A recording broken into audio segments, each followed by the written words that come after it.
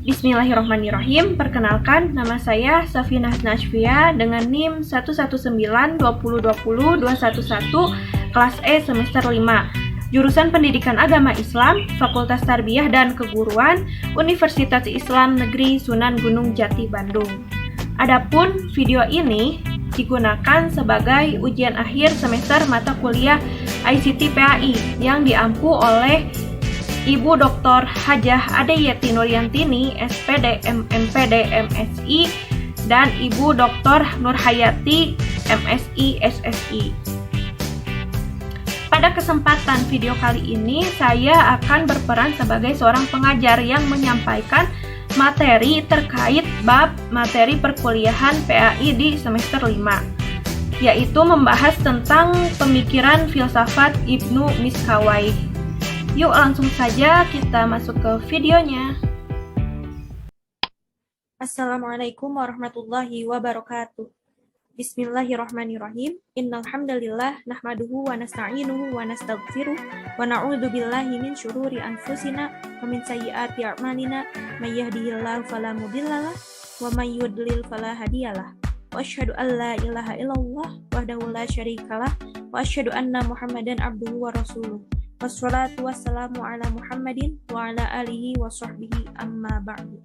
Pertama-tama marilah kita panjatkan puji dan syukur kehadirat Allah Subhanahu wa taala yang mana kita masih bisa melaksanakan kuliah pada pertemuan kali ini. Tidak lupa sholawat beserta salam semoga tercurah limpahkan kepada junjungan kita yakni Habibana wa Nabiyana Muhammad sallallahu alaihi wasallam, kepada para keluarganya, para sahabatnya, dan kepada para tabi'in, serta semoga kepada kita selaku umat akhir zaman. Amin ya rabbal alamin. Langsung saja kita buka perkuliahan hari ini dengan membaca basmalah bersama. Bismillahirrahmanirrahim.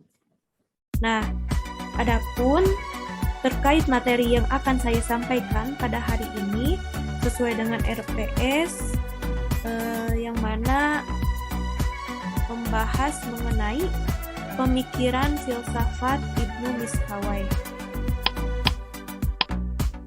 Nah, ketika kita berbicara tentang tokoh filsafat Islam ini, yakni Ibnu Miskawayh, beliau merupakan seorang anak manusia yang tumbuh berkembang seperti manusia lainnya, mencari kebenaran baik melalui penelitian ataupun pelatihan guna mendapatkan berbagai pengalaman yang mana dari pengalaman tersebut ia berinspirasi untuk mengkaji lebih dalam tentang segala sesuatu yang berkaitan dengan kehidupan manusia, baik itu menyangkut kehidupan manusia ataupun alam sekitarnya. Sehingga dalam berbagai literaturnya beliau juga menulis mengenai kajian kedokteran. Selain itu, beliau juga menulis kajian sejarah, bahasa Arab, kemudian filsafat, dan lain sebagainya. Tetapi beliau ini lebih terkenal dan lebih dikenal dengan filosof akhlak dibandingkan sebagai filosof ketuhanan. Sehingga Ibnu Miskawayh ini tumbuh menjadi seorang filosof muslim yang termaktub dalam sejarah pemikiran Islam. Kemudian, Ibnu Miskawayh ini hidup di tengah-tengah situasi masyarakat yang memprihatinkan ya, di mana kehidupan lingkungannya itu diwarnai dengan praktek-praktek moral seperti perzinahan, perjudian, pemerkosaan, penganiayaan, dan lain sebagainya.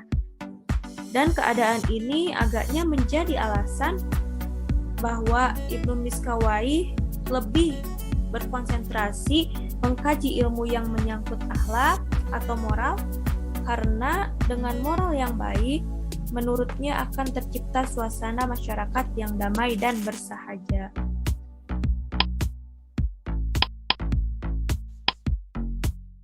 Nah, adapun di sini saya akan menjelaskan beberapa submateri. Ada 3 submateri ya. Yang pertama itu tentang riwayat hidup Ibnu Miskawayh. Di sini nantinya saya akan menjelaskan mengenai riwayat hidup beliau. Kemudian yang kedua, bahasan tentang pemikiran filosof Ibnu Miskaweh. Di sini nantinya saya akan menjelaskan tentang pemikiran filsafatnya beliau. Dan yang ketiga, saya akan membahas mengenai pendidikan karakter dalam perspektif Ibnu Miskaweh. Adapun dari ketiga ini nanti di bagian akhir akan saya simpulkan ya.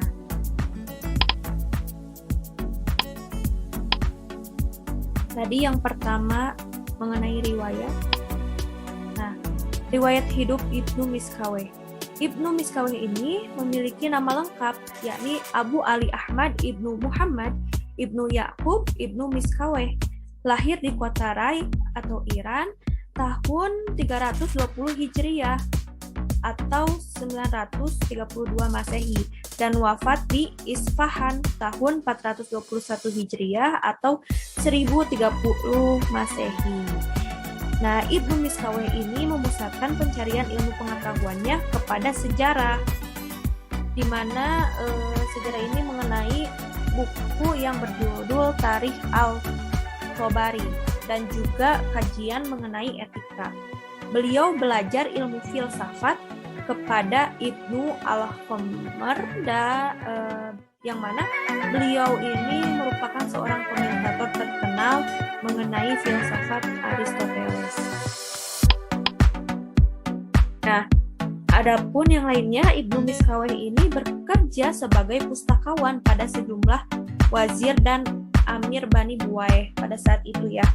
Kemudian ada pun karyanya sebanyak 18 buah. Banyak para pengarang yang mempersoalkan tentang kemajusiannya. Beliau diduga beraliran Syiah sebab sebagian besar usianya dihabiskan untuk mengabdi kepada pemerintah dinasti Huwaihi. Saat muda ia mengabdi kepada Al-Muhallabi di Baghdad, kemudian kepada Al-Amir di Rai, dan seterusnya. Hingga pada akhirnya di tahun-tahun terakhir kehidupannya ia habiskan dengan studi dan menulis. Masuk kepada bahasan yang kedua. Nah, tentang pemikiran filosof Ibnu Miskaweh. Ada pemikirannya itu terbagi menjadi 4 pemikiran. Yang pertama, pemikiran tentang ketuhanan, di mana Tuhan menurut Ibnu Miskaweh ini merupakan zat yang tidak berjisim, azali, dan pencipta. Tuhan Esa dalam segala aspek, ia tidak terbagi-bagi dan tidak mengandung kejamakan, serta tidak satu pun yang setara dengannya. Ada tanpa diadakan dan adanya tidak bergantung kepada yang lain, sementara yang lain membutuhkannya. Nah, itu mengenai pemikiran Ibnu Miskaweh tentang ketuhanan. Lanjut, kemudian ada tentang pemikirannya tentang kenabian. Menurut beliau, bahwa nabi itu adalah manusia pilihan yang memperoleh hakikat-hakikat kebenaran karena pengaruh akal aktif atas daya imajinasinya. Hakikat-hakikat yang sama diperoleh juga oleh filsuf. Perbedaannya terletak pada cara memperolehnya. Lanjut kepada pemikiran yang ketiga mengenai moral. Menurut Ibnu Miskaweh, moral atau akhlak itu merupakan sikap mental yang mengandung daya dorong untuk berbuat tanpa berpikir dan pertimbangan. Sikap mental ini terbagi menjadi 2, ada yang berasal dari watak dan ada pula yang berasal dari kebiasaan serta latihan. Nah, pemikiran yang terakhir ada tentang pemikiran beliau tentang ini ya, jiwa. Di mana jiwa menurut Ibnu Miskaweh ini merupakan substansi ruhani yang kekal, tidak hancur dengan kematian jasad. Kebahagiaan dan kesengsaraan di akhirat nantinya hanya dialami oleh jiwa. Jiwa bersifat imateri, karena itu berbeda dengan jasad yang bersifat materi.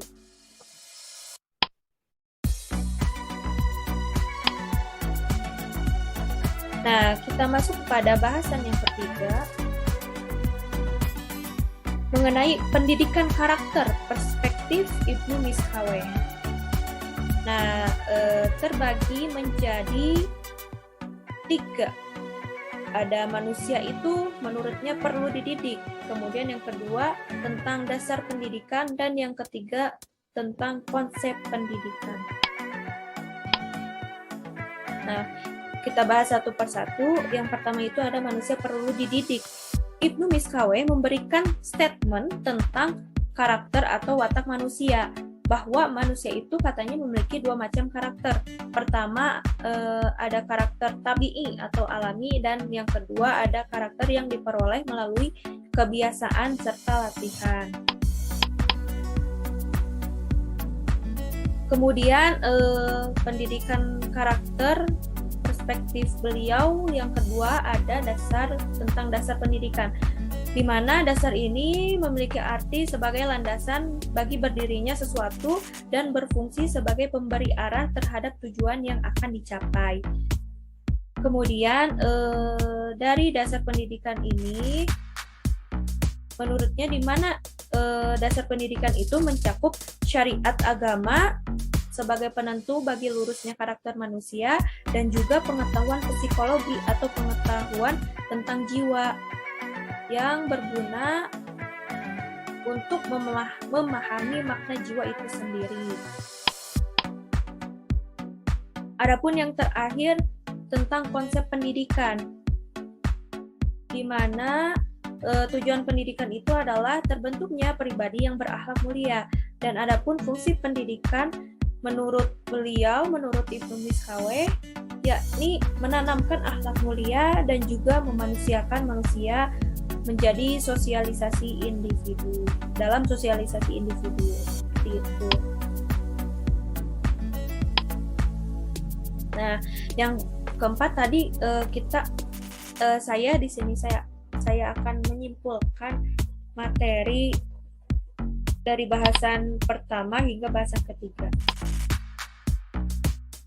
Jadi dapat ditarik simpulan bahwa Ibnu Miskaweh ini merupakan seorang filsuf muslim yang lahir di kota Rai atau Iran pada tahun 320 Hijriah atau 932 Masehi dan wafat di Isfahan pada tanggal 9 Safar 421 Hijriah atau 16 Februari 1030 Masehi. Keseluruhan karyanya berjumlah 18 buah yang sebagian besar mengkaji masalah jiwa dan juga masalah etika. Sama dengan para tokoh Islam yang lainnya, pemikiran Ibnu Miskaweh ini sangat bermanfaat guna manusia pada umumnya dan umat Islam pada khususnya. Menurut Ibnu Miskaweh, moral atau akhlak itu merupakan suatu sikap mental yang mengandung daya dorong untuk berbuat tanpa berpikir dan pertimbangan. Jiwa menurut Ibnu Miskaweh adalah substansi rohani yang kekal, tidak hancur dengan kematian jasad. Kebahagiaan dan kesengsaraan di akhirat nantinya hanya dialami oleh jiwa. Adapun pemikiran Ibnu Miskaweh mengenai pendidikan karakter, yang pertama manusia itu harus dididik. Kemudian yang kedua tentang dasar pendidikan, dan yang terakhir tentang konsep pendidikan.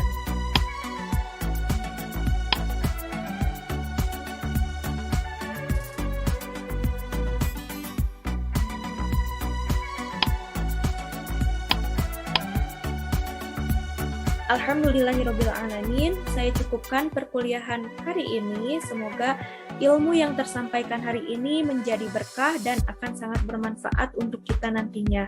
Amin ya robbal alamin. Sampai berjumpa kembali di pertemuan berikutnya. Tetap jaga kesehatan. Ibu pamit. Wassalamualaikum warahmatullahi wabarakatuh. Nah, itu tadi dia video pembelajaran dari saya. Mohon maaf karena banyak kekurangan ataupun adanya tindakan yang kurang berkenan. Terima kasih banyak sudah menonton dari awal hingga akhir. Wassalamualaikum warahmatullahi wabarakatuh.